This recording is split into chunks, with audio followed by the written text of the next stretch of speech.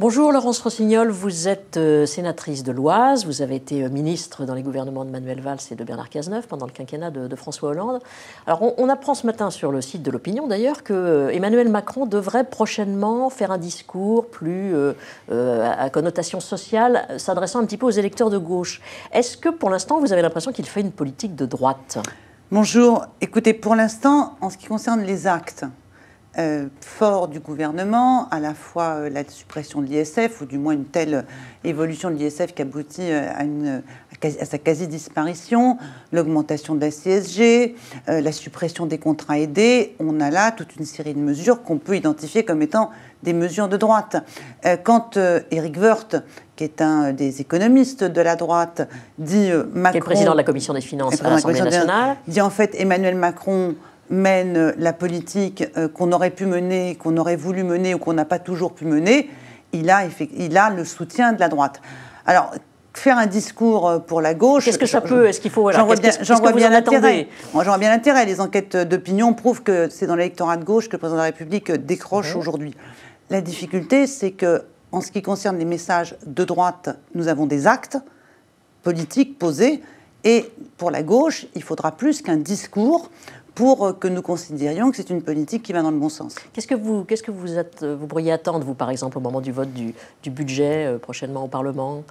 Des vraies réformes, celles qui ont été promises en matière, par exemple, d'évolution de notre système de santé, pour le protéger pour les années à venir, un changement de mode de tarification. Il y a des décisions aujourd'hui normalement sur les déserts médicaux. Oui, sur les déserts médicaux, mais qui poursuivent, et c'est une très bonne chose, la politique que le gouvernement précédent avait engagée avec les maisons de santé. Mais nous avons besoin aussi de réfléchir sur les modes de tarification. Est-ce qu'on va continuer de tarifier à l'acte la prise en charge des malades de maladies chroniques ? Où est l'évolution, où est la révolution qu'avait promis En Marche dans toute une série de domaines. Pour le moment, ce que j'identifie, c'est un peu des vieilles mesures dont j'ai déjà entendu parler chez les libéraux et pas grand-chose de nouveau qui pourrait être attendu.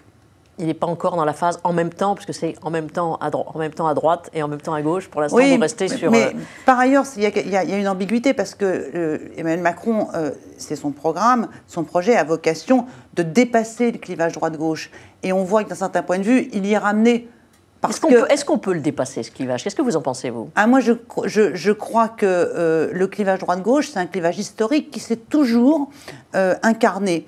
Alors, c'était les privilèges contre le peuple, c'était la République contre la monarchie, c'était la laïcité contre le conservatisme religieux, la justice sociale contre l'accaparation des moyens de production et de la richesse.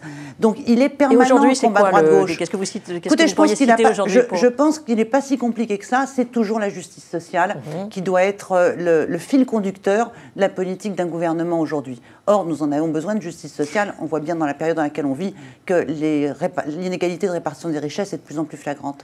Vous aviez soutenu Manuel Valls au moment de la primaire, vous le soutenez toujours, j'imagine. Qu'est-ce que vous pensez de ce qui se passe entre lui et la France insoumise ?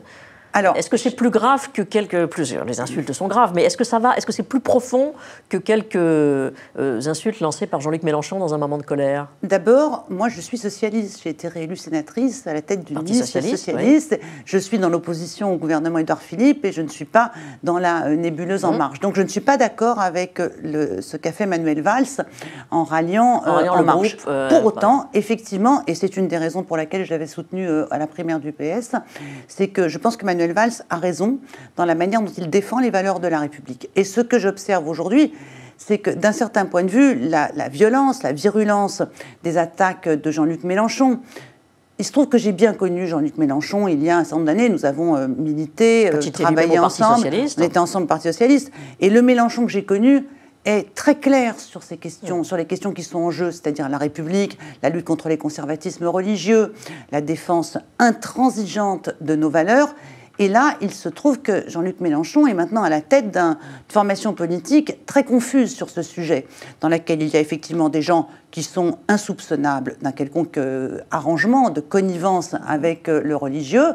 Et puis, il y a aussi des gens qui le soutiennent. Je pense à une députée de Paris en particulier, Daniel ou d'autres. On voit il y a une dérive de certains sur un certain nombre de propos. Non, il a amalgamé des gens très différents. Et j'ai l'impression que la violence de ces attaques, en fait, c'est le rideau de fumée qu'il veut installer autour de lui, parce qu'il est embêté. Et il pourra toujours attaquer autant qu'il veut tout le monde. Il ne fera pas l'économie d'une clarification dans son camp interne, sur ces sujets. Parce que c'est un sujet qui va continuer de miner. Il mine le mouvement féministe aujourd'hui. Il mine le camp républicain. Il mine le camp progressiste. Et Jean-Luc Mélenchon ne pourra pas faire l'économie de clarifier où il se situe dans ce débat-là. Mais je pense un peu la même chose par ailleurs de ma propre formation politique. Le Parti socialiste, qui aujourd'hui s'est engagé dans un processus de refondation, ne pourra pas non plus passer à côté de ces sujets. Quel est notre rapport aux valeurs de la République? Quel est notre rapport aux valeurs d'émancipation que porte la laïcité? Quel est notre rapport aux accommodements raisonnables que nous propose aujourd'hui une partie des courants de pensée, y compris à gauche, qui sont actifs sur ces sujets?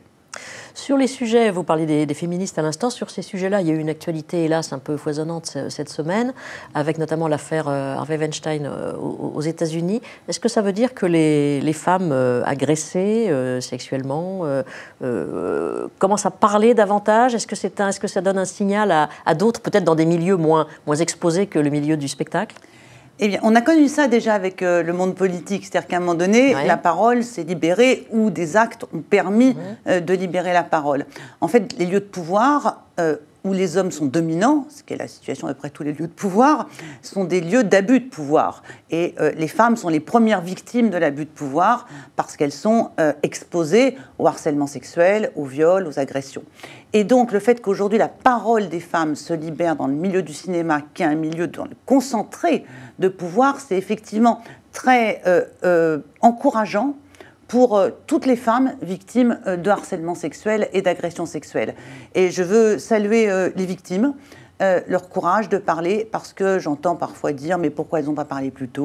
ou pourquoi elle l'a suivi ?» Parce que c'est extrêmement compliqué pour une femme de venir dire, surtout dans un milieu où on est très exposé, où il y a une exhibition de la personnalité qui est liée au milieu du spectacle. C'est difficile de venir dire « je suis une victime, j'ai été violée ». D'autant qu'on sait que quand une femme est violée, souvent la première question qu'on lui pose, c'est « qu'est-ce que tu faisais à cet endroit-là ?» Tu n'y avais pas pensé avant, et comment étais-tu habillée? Et donc, il faut beaucoup de courage pour affronter ça. Et il semble qu'il y a eu une omerta du milieu du spectacle aussi. Enfin, les hommes de pouvoir, les prédateurs, achètent le silence des victimes et aussi le silence des témoins. Et j'ajoute une chose, c'est toujours compliqué pour un témoin de parler quand la victime ne parle pas. C'est difficile de parler à la place des victimes. Oui. Donc oui, moi, si je ne dénonce aucune autre responsabilité que celle de l'auteur de ces violences. Alors cette semaine, j'ai vu sur Twitter que vous aviez parlé de honte contre le magazine Les Inrecuptibles qui met Bertrand Cantat en couverture. On retombe sur le sujet Bertrand Cantat et Orelsan. Ce chanteur qui avait inventé ce mot horrible qui disait « je vais te Marie-Trintigner, tu vas fermer ta gueule ». C'est-à-dire que Marie-Trintignant tué par Bertrand Cantat. Le déni, on est presque au-delà du déni, on est presque dans le négationnisme des violences faites aux femmes, avait pour lui été l'occasion d'inventer un bon mot commun pour désigner Marie-Trintignant.